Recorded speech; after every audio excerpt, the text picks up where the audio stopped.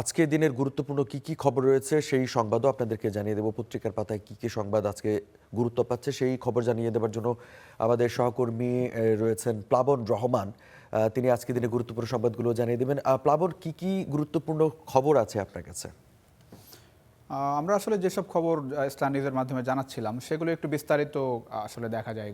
টেলিভিশনে এক ফরম্যাটে নিউজটা যায়, পত্রিকার পাতায় আরেক ফরম্যাটে একটু একটু বিস্তারিত থাকে। আসলে ঘুরে ফিরে আমরা দেখছিলাম যে মধ্যপ্রাচ্য যুদ্ধ সেই বিষয়টি গুরুত্ব পেয়েছে, পাশাপাশি দেশের বিভিন্ন খবরও এসেছে। আমরা একটু পত্রিকার পাতায় সরাসরি নিয়ে যেতে চাই দর্শক।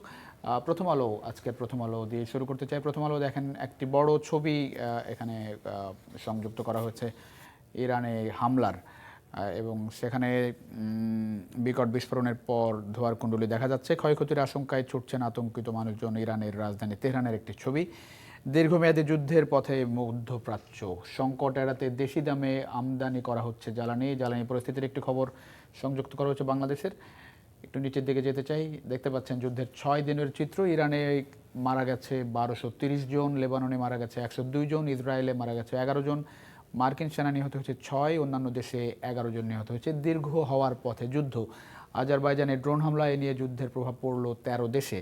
সেপ্টেম্বর পর্যন্ত যুদ্ধ চালিয়ে যাওয়ার পরিকল্পনা যুক্তরাষ্ট্রের। সেপ্টেম্বর পর্যন্ত, বুঝতে পারছেন এখন মাত্র 8 মাস। সেই জায়গাটাই একটু লম্বা সময়ের যুদ্ধের দিকে গড়াচ্ছে মধ্যপ্রাচ্য যুদ্ধ। মধ্যপ্রাচ্য সামরিক সরঞ্জাম পাঠাচ্ছে ইতালি ও অস্ট্রেলিয়া।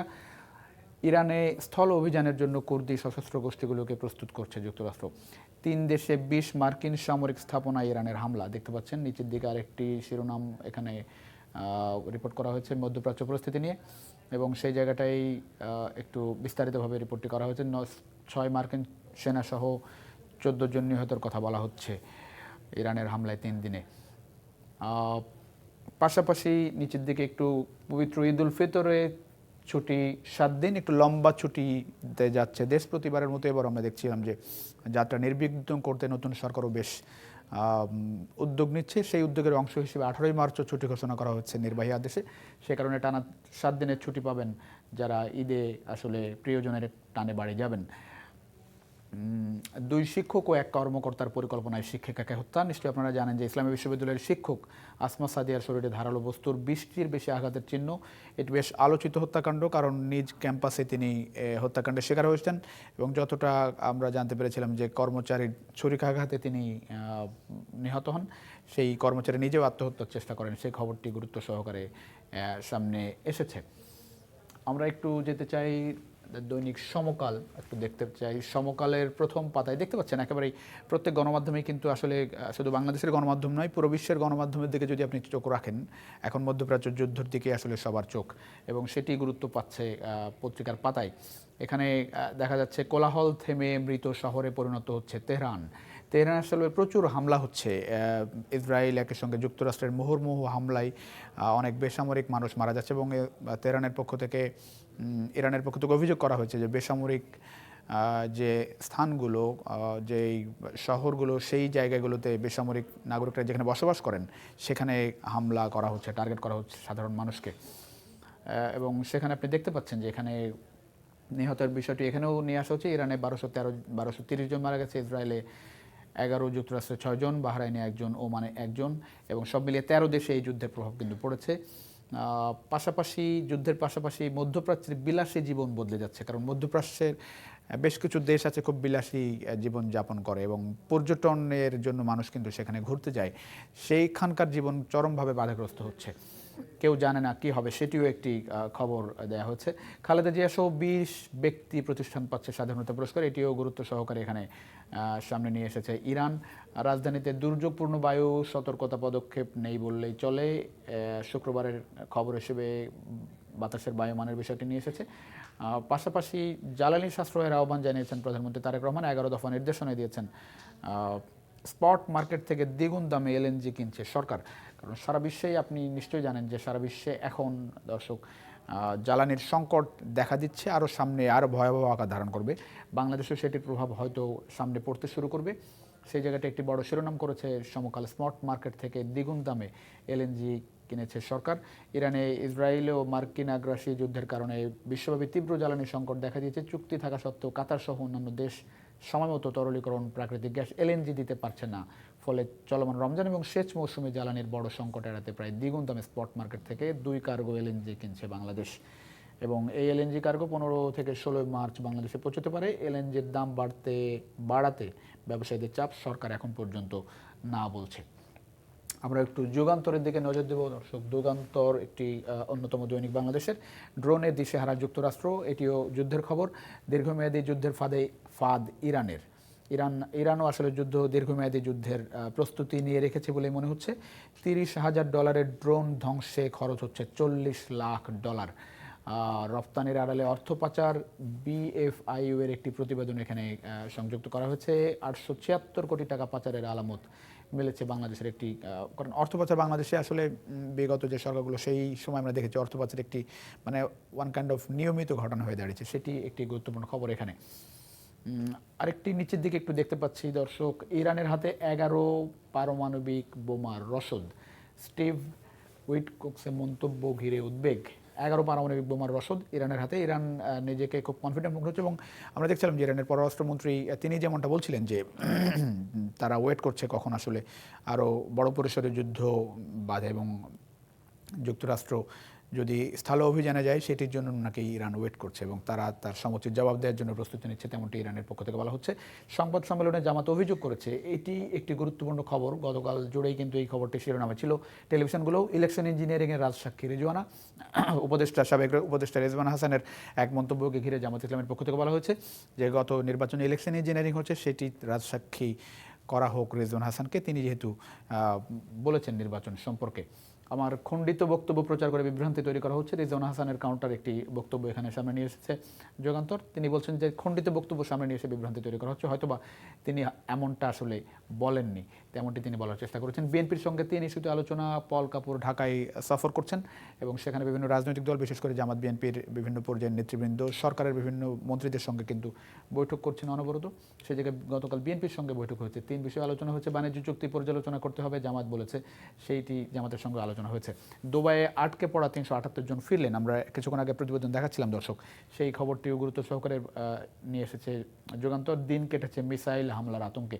আসলে যেমনটা বলছিলাম যে ইরানের মিসাইলে কিন্তু দিশেহারা ইসরায়েল সহ মধ্যপ্রাচ্যের বিভিন্ন দেশ, সব মিলে 13 দেশে এই যুদ্ধের প্রভাব পড়েছে। তো সেখানে বাংলাদেশের প্রচুর শ্রমিক কাজ করেন, প্রবাসী শ্রমিক কাজ করেন, তারা আসলে একরকম আতঙ্কে দিন পার করছিলেন। সেই জায়গাটাই তারা ফেরা শুরু করেছে। প্রথম ফ্লাইট আজকে সকালে, দ্বিতীয় ফ্লাইট এসেছে। অনেক প্রবাসী বাংলাদেশিরা ফেরার সুযোগ পাচ্ছে, সেটির প্রতিবেদন। একরকম দীর্ঘশ্বাস কাটানোর দিন তাদের আসলে অবসান হচ্ছে। তারপরে সবাই আসলে যে এই যে যুদ্ধ চলছে, সেই যুদ্ধ যাতে দ্রুত শেষ হয়। আমার দেশ পত্রিকার একটু প্রথম পাতায় নজর দিতে চাই দর্শক। আমার দেশ পাতার প্রথম খবর হচ্ছে ড্রোন দিয়ে অসম যুদ্ধে লড়ছে ইরান এবং সেই জায়গাটাই বলা হচ্ছে ইরানের কাছে এই মুহূর্তে মজুত রয়েছে 80,000 ড্রোন। একটি বড় খবর দেখতে পাচ্ছেন, 80,000 ড্রোন এবং সেখানে $35,000 ড্রোন ভূপাতিত করতে লাগছে $30 লাখ ইন্টারসেপ্টর। এই জায়গাটাই যুক্তরাষ্ট্রের অনেক বেশি খরচ হচ্ছে ইরানের কম দামের ড্রোনকে আসলে ভূপাতিত করতে, সেটি একটি বড় খবর। দেশটি প্রতিদিন 4 থেকে 500 ড্রোন ব্যবহার করছে ইরান। আকাশ ঠেকাতে না পেরে ড্রোন উৎক্ষেপণ কেন্দ্র ধ্বংসে মনোযোগ দিচ্ছে যুক্তরাষ্ট্র। ইরানের হামলায় কাঁপছে মধ্যপ্রাচ্যের বিভিন্ন দেশ। মার্কিন যুদ্ধ বিমান ভূপাতিত করার দাবি তেহরানের। ঢাকা ওয়াশিংটন ভবিষ্যৎ সম্পর্কে আলোচনা হয়েছে, যেমনটা বলছিলাম পল কাপুর ঢাকায় তিনি সফর করছেন এবং যুক্তরাষ্ট্রের দক্ষিণ ও মধ্য এশিয়া বিষয়ক সহকারী পররাষ্ট্রমন্ত্রী পল কাপুর তিনি সফর করছেন ঢাকা এবং সেই জায়গাটায় বিভিন্ন দল, সরকারের বিভিন্ন পর্যায়ের মন্ত্রীদের সঙ্গে তিনি বৈঠক করছেন। সেটি ঢাকা ওয়াশিংটন ভবিষ্যৎ সম্পর্ক নিয়ে আলোচনা হচ্ছে বিভিন্ন পর্যায়ের নেতৃবৃন্দের সঙ্গে। এবং নিচের দিকে একটু যেতে চাই, ঈদে ঢাকা ছাড়বে 1.5 কোটি মানুষ। ঈদে ঢাকা ছাড়বে 1.5 কোটি মানুষ এবং প্রতিবারই কিন্তু ঈদে এরকম মানুষ আসলে ঢাকা ছাড়ে, সেটির প্রস্তুতি সরকারের পক্ষ থেকে নেওয়া হয়। এবার 7 দিনের ছুটি থাকবে, সে কারণে নির্বিঘ্ন হবে বলেই আশা করছে সরকার এবং সাধারণ মানুষ। এবং 7 দিনের ছুটিতে যারা বাড়িতে যাবেন তারা নিশ্চয়ই একটা লম্বা ছুটি যেহেতু পাচ্ছেন, ঈদটা তাদের আসলে ভালো কাটবে।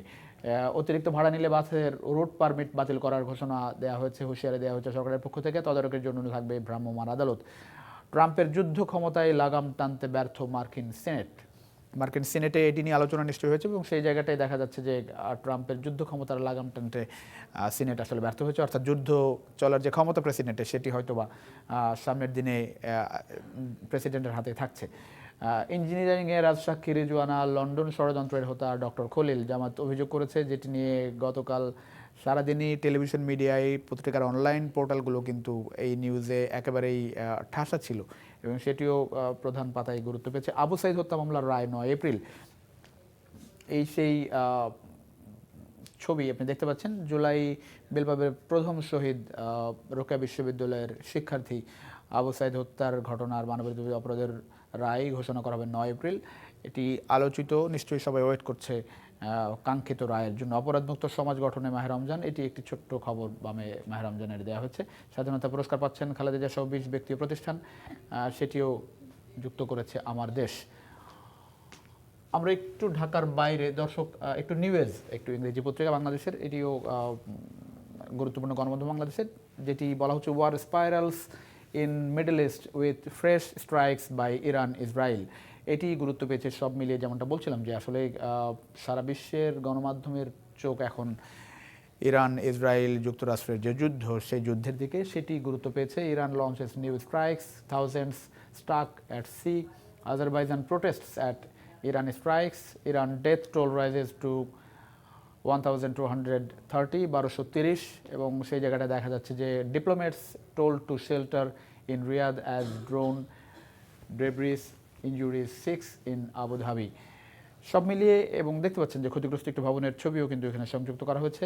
US Senate rejects bid to curb Trump's Iran war power, যেটি কিছুক্ষণ আগের খবরে বলছিলাম যে যুক্তরাষ্ট্রের মার্কিন প্রেসিডেন্টের হাতে যে যুদ্ধ চালিয়ে নেওয়ার ক্ষমতা, যুদ্ধের সিদ্ধান্ত নেওয়ার ক্ষমতা, সেটি মার্কিন সিনেট আসলে ব্যর্থ হয়েছে। সেই ক্ষমতা ট্রাম্পের হাতেই কিন্তু রয়েছে।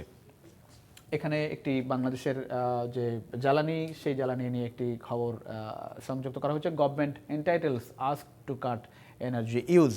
গতকাল নিশ্চয়ই এই খবরটা আপনাদের চোখে পড়েছে। প্রধানমন্ত্রী তারেক রহমান তার সচিবালয়ে তিনি যে অফিস করেন, সেই অফিসের কিন্তু লাইট এবং যে এসি, সেগুলো কিন্তু কমিয়ে ব্যবহার করার শুরু করেছেন, এবং একই সঙ্গে সচিবালয় সহ সরকারি দপ্তর, একই সঙ্গে সাধারণ মানুষকে বিদ্যুৎ অপচয় রোধের কথা তিনি বলেছেন।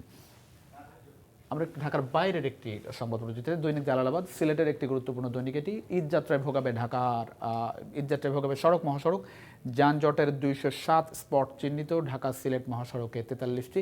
দেখতে পাচ্ছেন রাস্তার আসলে অবস্থা, এখনই যানজট থাকে, ঈদের সময় নিশ্চয়ই যানজটেরও বাড়বে। তারপরেও সরকারের পক্ষ থেকে আশা করছি নির্বিঘ্নে কিন্তু মানুষ বাড়ি যেতে পারবে, তেমনটি বলেছেন।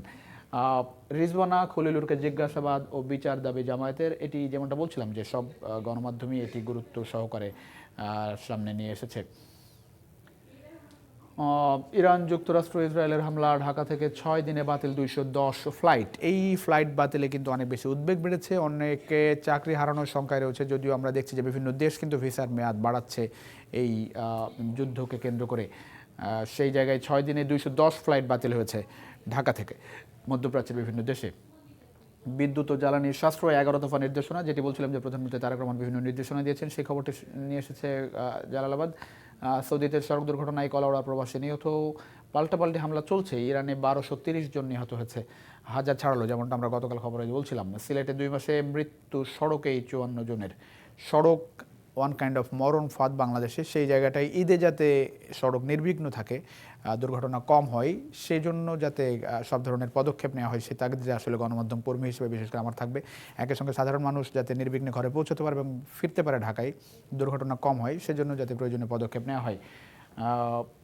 এই ছিল মোটামুটি। গভর্নরের জোরালো স্বার্থের দ্বন্দ্ব রয়েছে, নিয়োগ বাতিল করতে হবে। গভর্নরের যে রিসেন্টলি বাংলাদেশ ব্যাংকের যে গভর্নরের নিয়োগ হয়েছে, সেই নিয়োগ নিয়ে আপত্তি তুলেছে টিআইবি, ট্রান্সপারেন্সি ইন্টারন্যাশনাল বাংলাদেশ। তারা বলছে যে এই নিয়োগ আসলে বাতিল করা হোক, আরও যথাযথ প্রক্রিয়ার মধ্যে দিয়ে যাতে যতযোগ্য ব্যক্তি যাতে গভর্নর হিসেবে নিয়োগ পায়, সে দাবি আসলে টিআইবির পক্ষ থেকে করা হয়েছে। তো এই ছিল মোটামুটি সংবাদপত্রের খবর।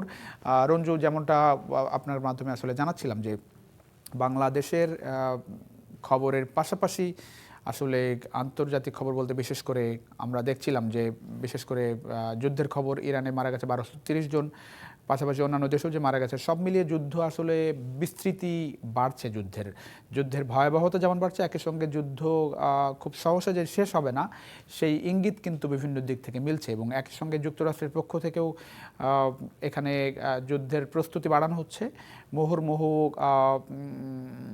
আপনার অ্যাটাক আসলে বাড়ছে। তেহরানের উপর একই সঙ্গে বেসামরিক জায়গাগুলোতেও কিন্তু তারা আসলে হামলা করছে ইসরায়েল এবং যুক্তরাষ্ট্র, পাশাপাশি অন্যান্য দেশ, মধ্যপ্রাচ্যের দেশ তো বটে, পাশাপাশি ইউরোপের বিভিন্ন দেশে কিন্তু যুদ্ধে জড়িয়ে যাচ্ছে যুক্তরাষ্ট্রের সমর্থনে। তো সেই জায়গাটায় আসলে কবে এই যুদ্ধ শেষ হবে এবং মানুষের মধ্যে কবে স্বস্তি ফিরবে, এবং এরই মধ্যে আমরা দেখতে পাচ্ছি যে 13 দেশ তো যুদ্ধের সরাসরি প্রভাব পড়ছে, পাশাপাশি এর যে জ্বালানি, পাশাপাশি নিত্যপণ্যের দাম, তার প্রভাবও কিন্তু এর মধ্যে বিশ্বের বিভিন্ন দেশে পড়তে শুরু করছে। তো সব মিলিয়ে এই সব খবর মিলিয়েই গণমাধ্যম বা পত্রিকার পাতায় এই খবরগুলোই মূলত গুরুত্ব পেয়েছে।